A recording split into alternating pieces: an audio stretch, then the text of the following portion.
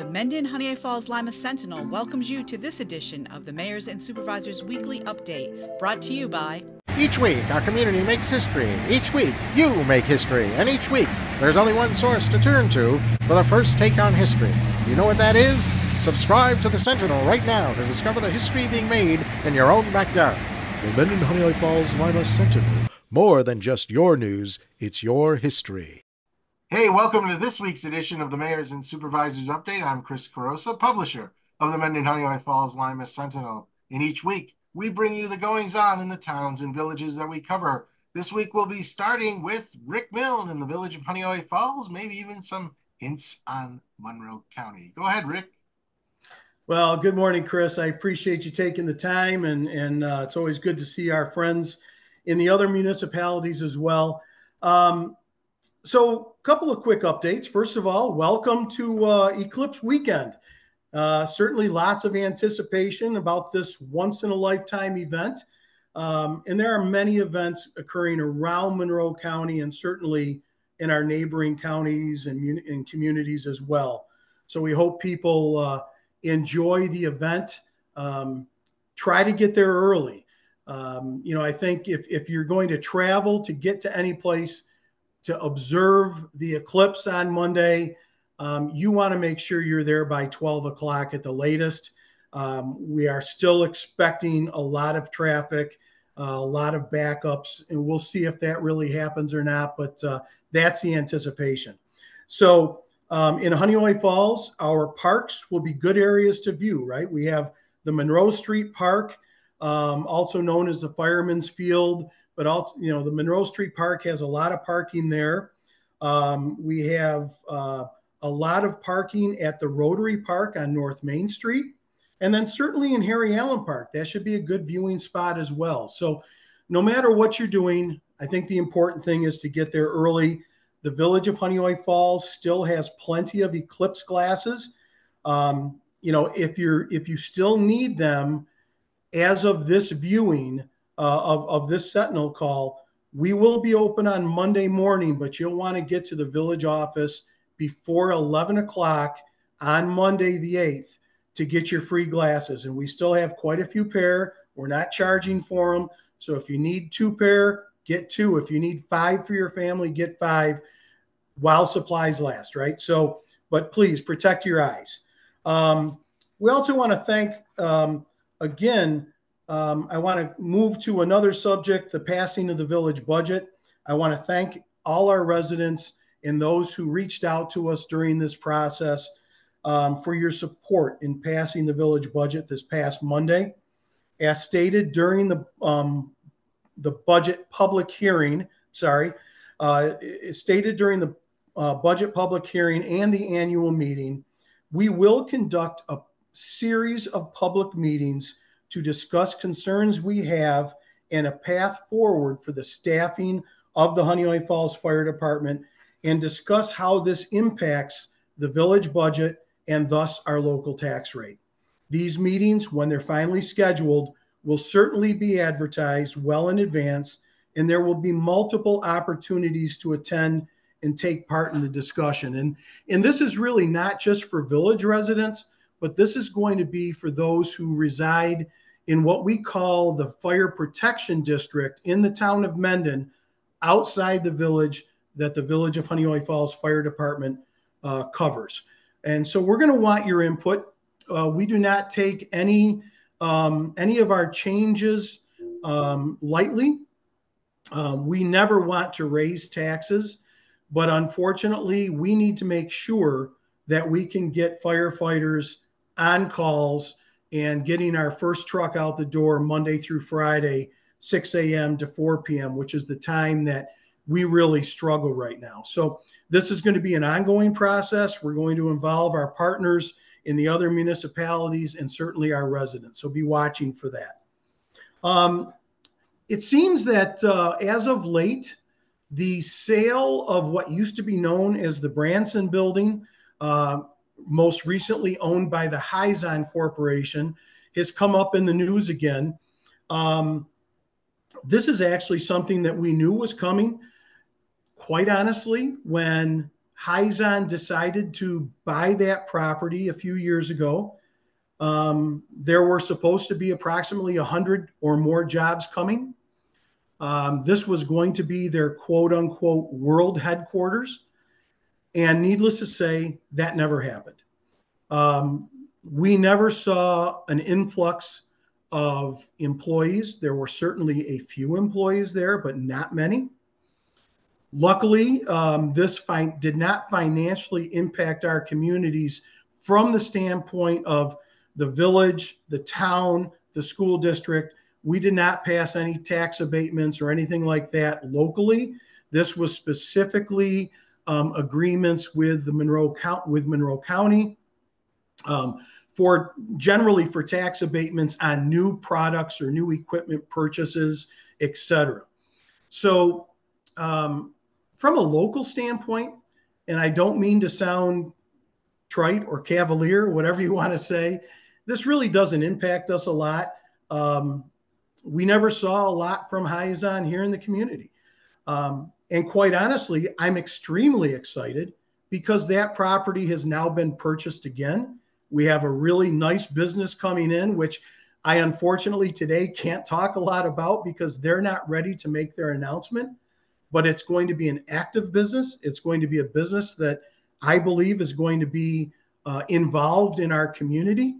And I think it is going to bring some jobs and further development. So we're looking forward to it. We think this is a very positive change, if you will. And I'll leave it at that. And if there's any questions, you can reach out to me at the Village of Honeoye Falls, and I'll be happy to answer any questions. Regarding the Monroe County, we continue to be extremely busy and active as always.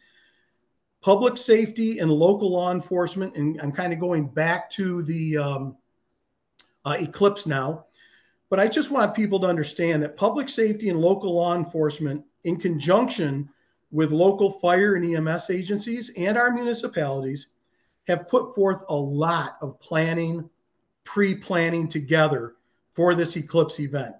Approximately 4 years of planning has taken place at the county, specifically the public safety level. There is a lot going on, not just in events, but resources are going to be positioned to better respond to emergency events around the county. We're fully aware that there will most likely be response delays and that traffic may be severely impacted.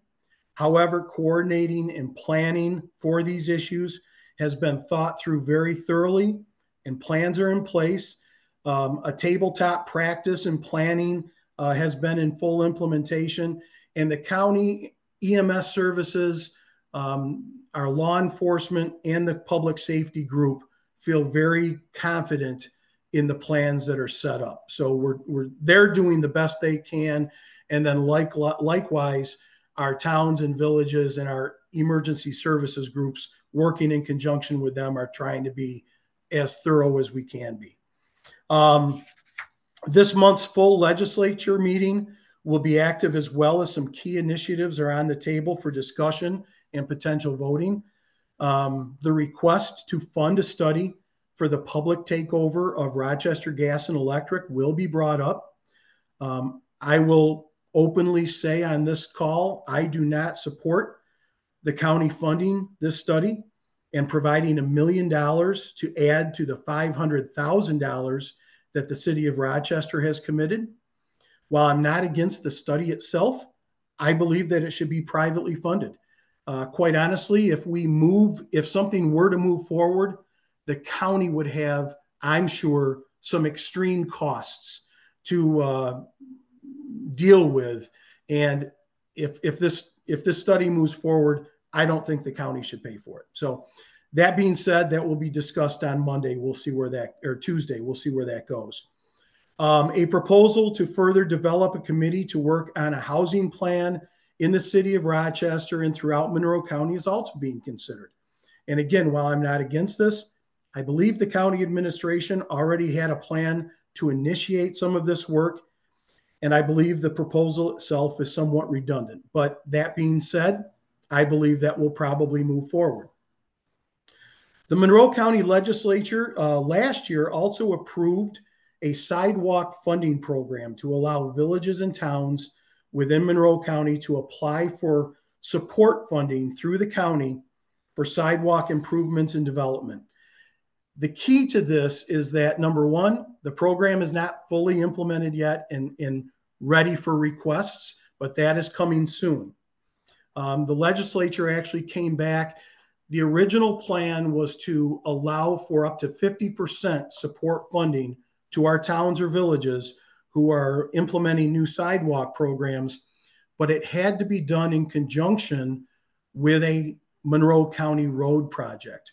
The legislature went back and we suggested, and the county agreed, to allow this to happen if the town or the villages have a project of their own to put in new sidewalks or upgrade sidewalks, not in conjunction with a road project, but again, clearly alongside a county road. It can't be along a state road or a village road. It has to be a county road. But we've changed that so that our towns and villages can apply for these funds as well. That should be up on the portal before too long. And I think it's going to be a really nice program. It's a $10 million program that the county has set aside. This is not a one and done program. This is a program that when those funds are used up, the county will plan to put more funding in. So this is going to be an ongoing program as it stands right now. But I think that's going to be a real positive benefit to our towns and villages, as I know we all have needs for sidewalks in our communities. Lastly, the spring summer road projects are going to be underway soon for both the state and the county, and for our towns and villages as well, right? But the county will be starting their programs, I believe, in Legislative District 5, which I represent. There are some 5 road projects, major road projects, if you will, that the county is going to be undertaking. In the town of Mendon, I think 2 or 3, and in Pittsford and in Rush, and I think Henrietta, all at least 1, maybe 2. So there's going to be a lot of projects starting, and hopefully we'll see some very nice road improvements in our towns and villages locally. So with that, Chris, I appreciate the opportunity. It's great to see everybody. Get your Eclipse glasses, protect your eyes, and let's hope for some decent weather on Monday. Thanks very much, Chris. Thanks, Rick. Okay, it's over to Mike in Lima. Mike, what's going on in Lima? Hi, Chris. Thanks for having us. As you're seeing this, the eclipse is tomorrow. If you're reading this, the eclipse was this past Monday.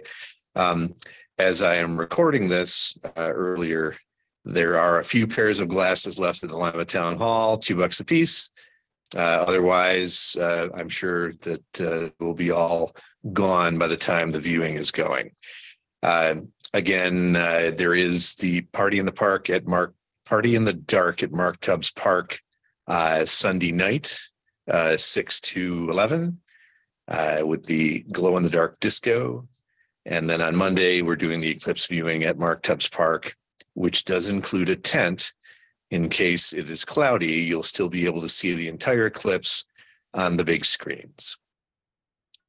A big thank you to Congresswoman Claudia Tenney. The Congresswoman arranged for a $1.125 million award for the town of Lima to help renovate the building sphere, doing some much needed updates.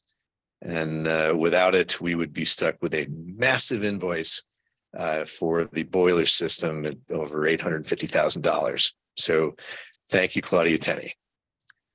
At this past town board meeting, Water District 5 was again discussed, and there will be a public meeting on May 29th at the Lima Town Hall, which is going to be run by the Livingston County Water and Sewer Authority, along with Clark Patterson Lee, the town engineers.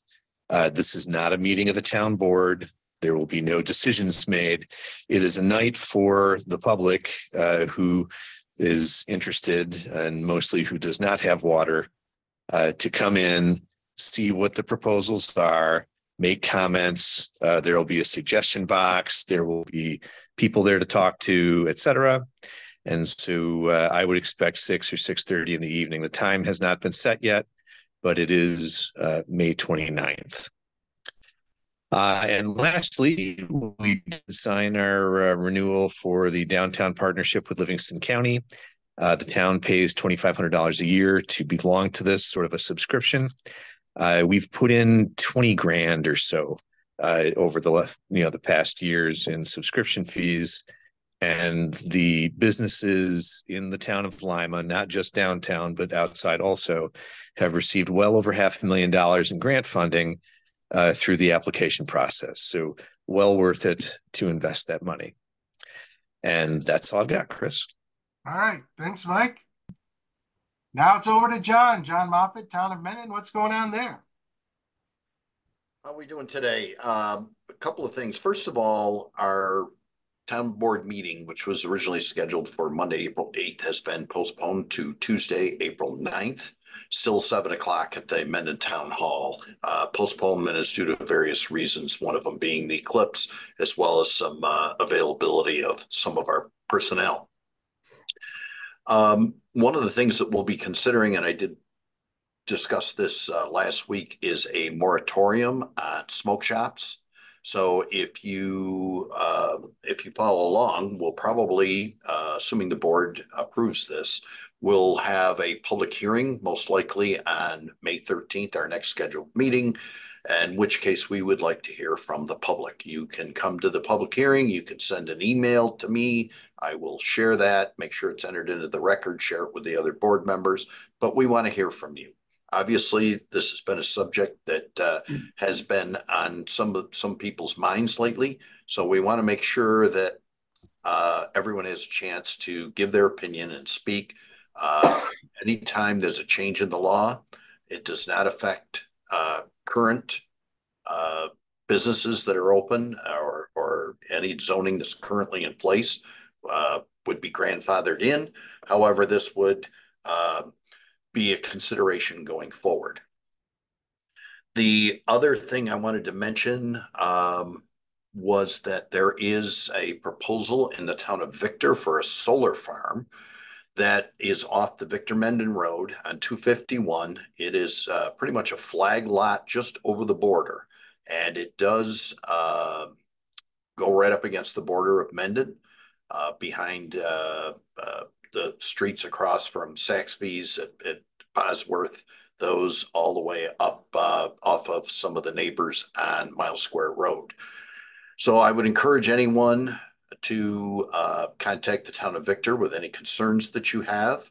I did talk to the town of Victor, and they are required to notify everyone within 500 feet of the solar farm.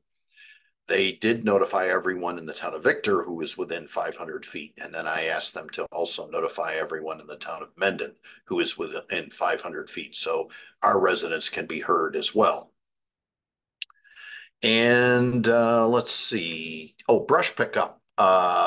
That's for the town of Mendon outside the village of Honeoye Falls, begins on April 22nd. If you have questions about brush pickup, where they are, when they're coming to your place, where to stack it, how to stack it, how big can it be, contact the highway department, and they will at 624-6068, and they can give you the best information regarding that. Thanks for having me.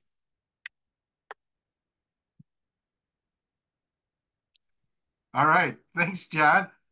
Rick, anything else that you might want to add? Nothing? Well, thank you both for being here.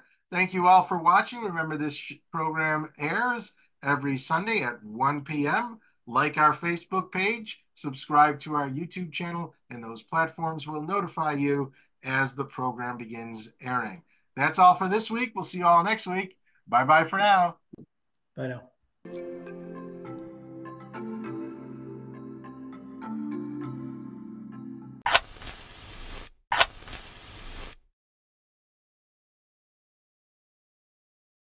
Imagine yourself communicating with a difference. Pan-Dimensional Solutions helps you do this. Whether live spectator events, taped broadcasts, or real-time audience-engaging programs, you can benefit immediately from the tools Pan-Dimensional Solutions will share with you. Do you want to make a difference? Contact us at pandimensional.com.